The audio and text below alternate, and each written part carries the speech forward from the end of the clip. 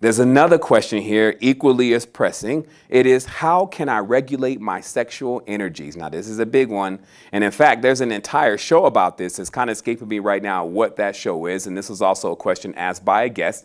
And what I would say for sure is that the only way to truly overcome the passion of the lower chakras is to realize the difference, and that becomes not a mental realization, but an actual experience.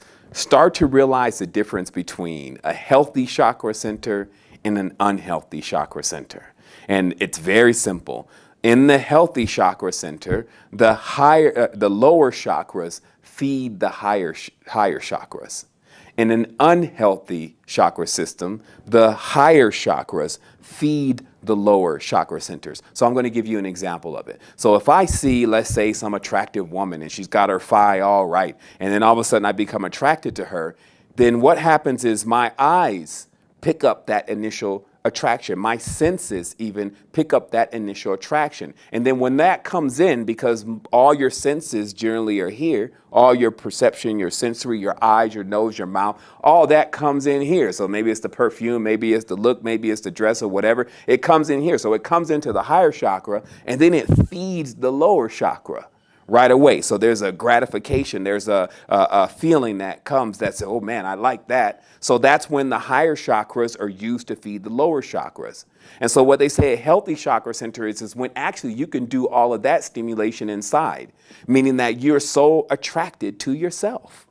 You're so attracted to your experience. You're so attractive to the moment that you're actually in. And that's coming from within. And the reason why this is a healthy chakra center, because you don't find yourself dependent upon all these different things. You don't find yourself upset because people don't do what you want them to do. You find yourself in this position of maximum power to where when you are constantly in this perpetual attraction with yourself, that means internally your lower chakras, let's say that root chakra energy of attraction, is being used to fuel the higher state of consciousness and the higher mind, the passion and the motivation. So when you start seeing that, hey, maybe you've been selling your energy a little bit short by just a quick pleasure from physicality, and then you start demanding that you get this higher level of energy, that they bring me the transmuted energy. I understand what you can bring me on a physical level. I've seen that before. If you're a little bit older, you've seen all of the cooties and you've seen all the birds and the bees already. So you know what's going to happen after that.